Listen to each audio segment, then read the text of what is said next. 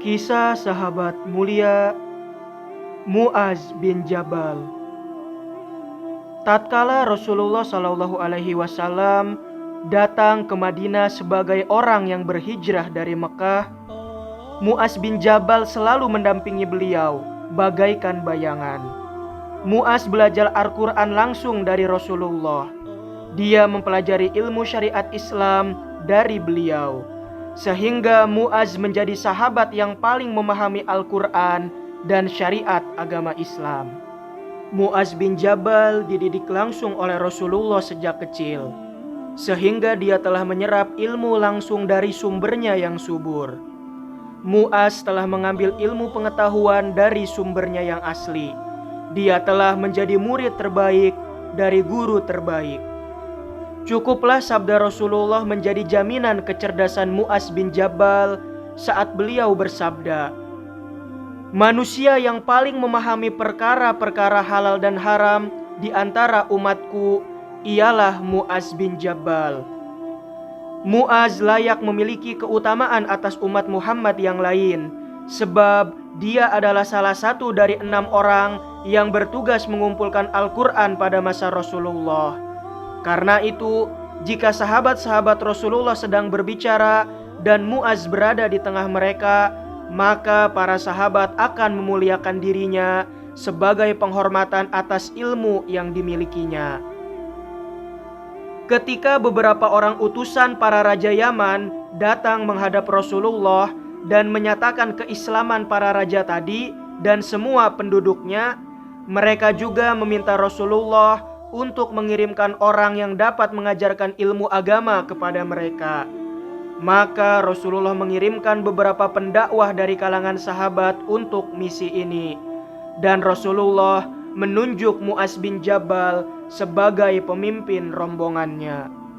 Rasulullah turut keluar untuk melepas rombongan pembawa petunjuk dan cahaya ini.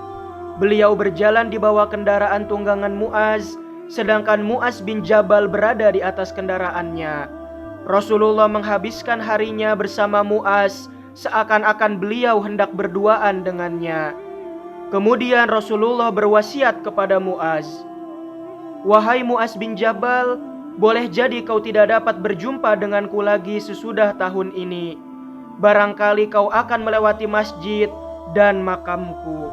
Muaz lalu menangis sedih karena akan berpisah dengan Nabi sekaligus kekasihnya yang bernama Muhammad sallallahu alaihi wasallam, dan para muslim yang ada pun ikut menangis.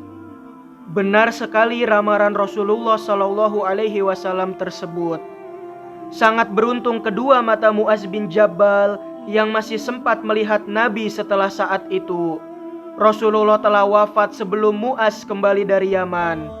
Tidak diragukan lagi, Muaz bin Jabal pun langsung menangis saat ia kembali ke Madinah dan dia menemukan bahwa Madinah telah kehilangan kekasihnya, yaitu Rasulullah Shallallahu Alaihi Wasallam.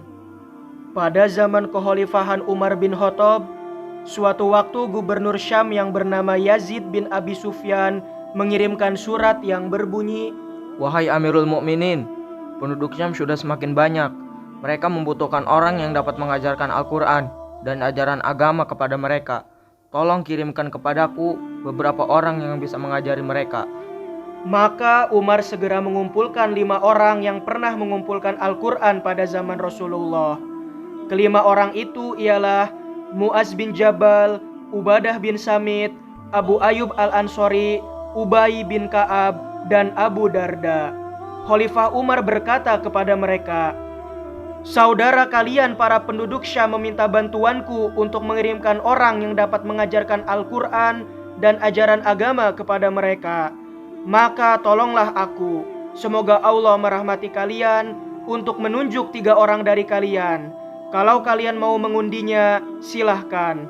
Kalau kalian tidak mau mengundi, maka akan kupilih 3 orang dari kalian.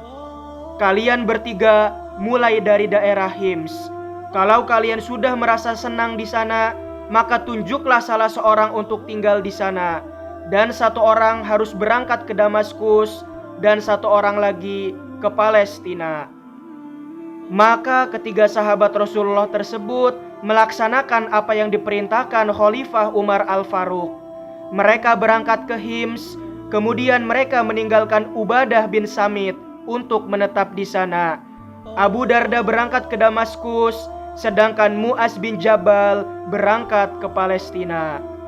Di Palestina, Mu'az bin Jabal terkena wabah penyakit.